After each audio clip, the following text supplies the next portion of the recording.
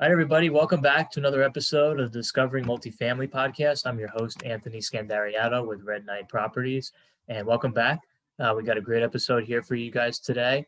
Jonathan Tuttle joins us, and he is the fund manager at Midwest Park Capital and co-principal. Midwest Park Capital is a private real estate investment firm providing accredited investors with exclusive access to high-yielding investments, kind of similar to what Red Knight Properties does, but he's in the mobile home park manufactured housing space. So we want to talk about what that is as an asset class, how that's different than multifamily, how he's able to finance those deals differently, and how he's able to still do the fund/syndication model where you're aggregating a pool of capital to do a larger deal. So Jonathan, thanks for coming on the show. Yeah, thanks for having me. I'm excited to be here. Great.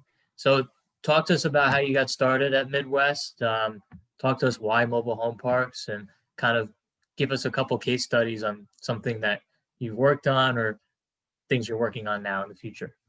Yeah, so it's definitely a contrarian investment. It's becoming a lot more mainstream, and a lot more media has got involved with and talking about the advantages of it in the last year. Got involved about 15 years ago. At that time, when you talked about it, people, and especially I was in my early 20s at that point, people were like, "What mobile home parks? What are you talking about?" Right. So different from the traditional single family or multifamily is a lot more commonplace, obviously. My dad was a real estate developer, contractor, built 80 custom plus homes. So even as a kid, owned 3 real estate brokerage office, I'd be working on the job sites, learning all different types of real estate asset classes, and working on the weekends, putting in the hard work, learning that from the ground up, and learning how to create businesses. And just seeing that from my dad, we got involved in our first park around 2005, 2006. And it was the only asset and our best performing real estate from 06 to 011, when everything else going to craziness with the last downturn recession. And at that time, I was like, this is when I went full on with mobile home parks, because it was so resilient, such a performer. It didn't have there was no effects from the last recession. And even Wall Street Journal just did an article this year about it in January 2020. And it said since the last housing crash, there's been nothing close in real estate in terms of performance due to mobile home parks just being so resilient, you can't develop new ones. And at that point, I was like, I'm just going to focus on this full time. Excellent. So talk to us about the differences. And are you buying mobile home parks fee simple? Are you doing land leases? Are you actually just buying the land? How is that structured differently from apartment buildings?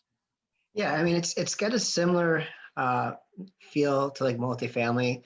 What we ideally, our acquisition criteria, I should clarify, is we're basically owning the land and the tenants, own their homes. Obviously, when you're acquiring an asset, there's going to be some park-owned homes. Those are actually depreciated at 27.5. Like our assets class are very similar in this. We both have the best tax depreciation schedules. Like traditional commercial estate's 39-year depreciation. Tax depreciation. Multifamily is 27.5.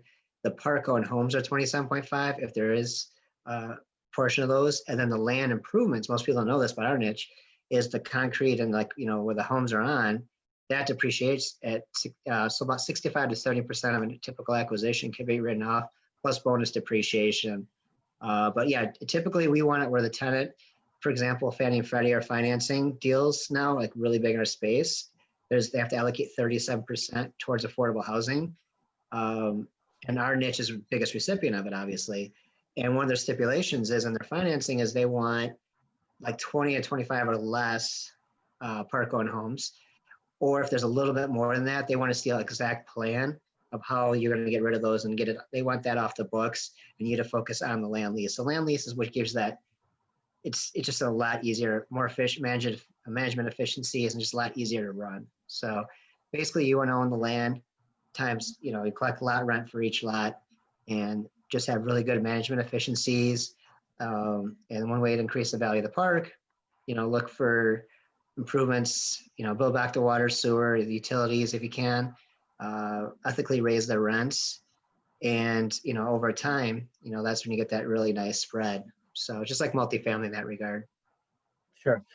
So can you kind of talk a little bit about um, the scale of the mobile home park business? So when you're picking up lots with homes on them, um, how many are you doing for one deal? Obviously, you mentioned you have a fund. So what does that look like? How's the capital allocated towards mobile home parks? Because what I've been finding is there's a lot of mom and pop mobile home park owners, but there's typically they only have maybe 50 or 100 homes on them. So I don't know how you're finding. I'm assuming you're doing larger deals. So how do you find those, and um, how does that work? Yeah, you bring up a lot of good points, and this is why I think some of the one of the reasons we were overlooked as other asset classes, because for scale, if you're just trying to build a big fund, like we could have raised 5 times as much money, but to find those types of parks, it's just like you just said, a lot of the parks, the majority of the parks were developed mom and pop owners still, which is good. It's highly fragmented. It's only about 8% institutionally owned at this moment, but we're seeing like a 5-year compression. Like it's gonna be another 5 years of like Wall Street's really getting deep. Blackstone has bought a couple $1 billion in parks in the last couple of years. Apollo Group, all the biggest, Wall Street private equity firms in the world are really in our space, but they're not buying the typical mom and pop deals. They're waiting for people like us to pull together a fund or pull together scale of economics and put together 50 million assets, not just a small $3 or $4 million park, which is a typical mobile home park's probably right in that range, depending on your, obviously Florida, California, different dynamics, but Midwest, probably 3 or 4 if it's like 50 lots or 100 lots, say give or take. So that's the biggest opportunity for something like our fund is getting a 75 to 250 units. It's a lot of industry relationships, just like any other business. Since COVID, we've been the top performing asset class. Green Sheet Data just did a report this past week, I think it was 2 weeks ago, and we had a 12% increase in value this year. We're seeing, obviously, multifamily still does really well, but if you look at office buildings, I think some of that will come back, but office buildings, we're on a Zoom call here, but office buildings been totally changed. Hotels, not just from Airbnb, just the fact they're seeing, for another dynamic that's really exploded, is RVs have been exploding this year because people are working from home and they want to get away from school. The kids aren't in school, so RVs are growing. But so office, retail, restaurant properties, all those different other asset classes that did perform pretty well for the last decade or so have all been based on government restrictions and COVID just totally changing the game. We're seeing some of those players that have a lot of money trying to get in our space. So we're seeing a cap rate compression that we've never seen before, combined with the fact that Fannie and Freddie now have to allocate 33% to affordable housing. So you have this, this huge demand, and we've got this data showing that we've been performing really well. So all of a sudden, like all these new players are coming to space. So one of the advantages of us is, I've been in the space 15 years, and I brokered, was partner with one of the biggest brokers in the country previously. We have a lot of relationships in the industry and also just with the brokers and then the owners. So having that deal flow, that somebody coming in this space, they're not going to get first access to deals because they don't know, like, and trust them. So just kind of having that. But that's the biggest thing what you said is the scale. If you're just a one-off person looking to invest, you could scoop up a 30 or 50 unit park as long as it makes sense for scale of economics, makes sense for management. You're not buying a job. But those are where like a lot of the opportunities are at. It's like those 30 to 50, that's under our criteria. But if you're, somebody who wants to increase your net worth, it's a great little asset that's, mailbox money, basically. Sure. So can you talk about the scalability a little bit more for mobile home parks? So obviously you were able to scale enough in the past in order to create a fund. So what does your fund look like? Just curious. Sure. So our criteria is 75 to 250 units. Right now, we've had this past year, it was like, a lot of it was due to, and we foresee for the next year too, with the new administration coming in, but we've seen a lot of, like, because mom and pops have had these for 30, 40, 50 years, and they're seeing with the cap rate compression, which means higher prices and better exits for them. And then also some of them just don't like new tax laws that could be coming in, like 1031 might go away, those word on the street that might change. So you have people that are like, well, if there's new tax laws coming in, there's new, restrictions on real estate, we're just going to get rid of the asset now. I don't want to keep it. I'm 70 years old, 75 years old. I'm not going to keep it another 15 years. Might as well get the highest price I've ever got for it. So we've seen a huge influx of like, just a perfect storm of like huge, demand for mobile home parks, and then great financing, performing incredibly the best performing. And then on top of that, sellers are like, okay, well, I don't want to worry about the new laws coming in. I might as well just cash out. So we've seen a huge amount of listings that I've never seen anything like that in 15 years, where there's just been so many quality listings available. And I think we're going to see that for the next year as well, just because, 1031, people are kind of worried about that. So you're going to see still a lot of good listings over the next year. Sure. Yeah. No, nobody really knows yet. So besides the political potential political risk, no one really knows. Yep. Well, besides that, I guess what's the story for mobile home park versus multifamily? I'm just from my Sure. own knowledge as well. Sure. I mean, well, you got to look at from a couple of perspectives. For the tenants, our biggest competitor is Class C apartments. So typically, a mobile home tenant, it's if you're in the same town, let's say you're secondary, tertiary market where a majority are located, you're 1/3 the price of a single family house. You're probably 75 to 85% less in taxes over the course of years. So that's your free equity, even if the trailer doesn't appreciate. If you're paying a couple $100 less per month, it basically is free rent. Equates to free rent if they were living in a house. And where our biggest competitor is Class C apartments. Well, if 50% of our demographic, approximately, is baby boomers, there's 10,000 baby boomers retiring a day for the next decade. We know that's going. We also know there's a silver tsunami happening where the baby boomers that have had their houses are going to cash out. They're saying 2/3 of houses that the baby boomers are going to get rid of in the next 10, 15 years. They're going to either look at Class C apartments, maybe assisted living centers, or most likely mobile home parks. Assisted living center, the drawback to that is 70% of most senior citizen baby boomers, they only have like $30,000, $35,000 in their bank besides their house, and they only have the Social Security. So they don't have a lot of savings. So they're not going to most likely spend $5,000, $6,000, $7,000 a month for assisted living, luxury living, which there's a demographic for, but it's only 1/4 American. For us, our biggest competitor with Class C apartments, well, you're looking at like 1960s, 70s, garden style, 2 or 3 steps of flights up. Well, these senior citizens, they don't want to go walk up 3 flights of stairs. They don't want to have their neighbor hear the TV the kids screaming down the hall because they're right next to each other. They don't want to have to park their car half a block away and walk with their groceries. And then they want peace of mind in their own little lot. So that's what really draws them, these senior citizens, and they're the best tenants because they literally take care of the assets really well, and they have all these advantages for it. So that's one of the things that really differentiates from the tenant side. And from the investor side, historically, over the last 50 years, we've had the lowest failure rate. Self-storage is the next closest. And then for the last decade, we've been the top performing real estate asset class. And then COVID this year, even Green Sheet said we're the top, but we've had a 12% increase. And the reason comes down to supply and demand. You can't really develop new parks. You can always build new apartment buildings. You can always build a lot of different asset class, but we have a zoning stipulations, restrictions. So you just can't buy like a piece of land in the middle of nowhere and say, hey, I want to put a park in here. Well, you have to get the approval from the city, and that's a lot of legalities, and you have to, basically, work with the bureaucrats, and hopefully they'll approve it. Highly unlikely. There's only been about 10 parks developed in the last 20 years. There's been some conversions, and usually what they include in some of those that are off that data. It's usually like an RV or self-storage component where they say, hey, well, it's a mobile home park. Well, yeah, they also have, 100 self-storage units there. It's not officially a mobile home park. It's a mixture. And then plus, if you're developing a new park, you're not going to find old new homes and bring them all in. You're going to find new homes, and new homes are 50, 80, 100,000 per lot. And that plus you have to put in the infrastructure. You have to develop the land, but you have to put in the streets. You got to put in the lights. You got to put in the the water, sewage, all that stuff.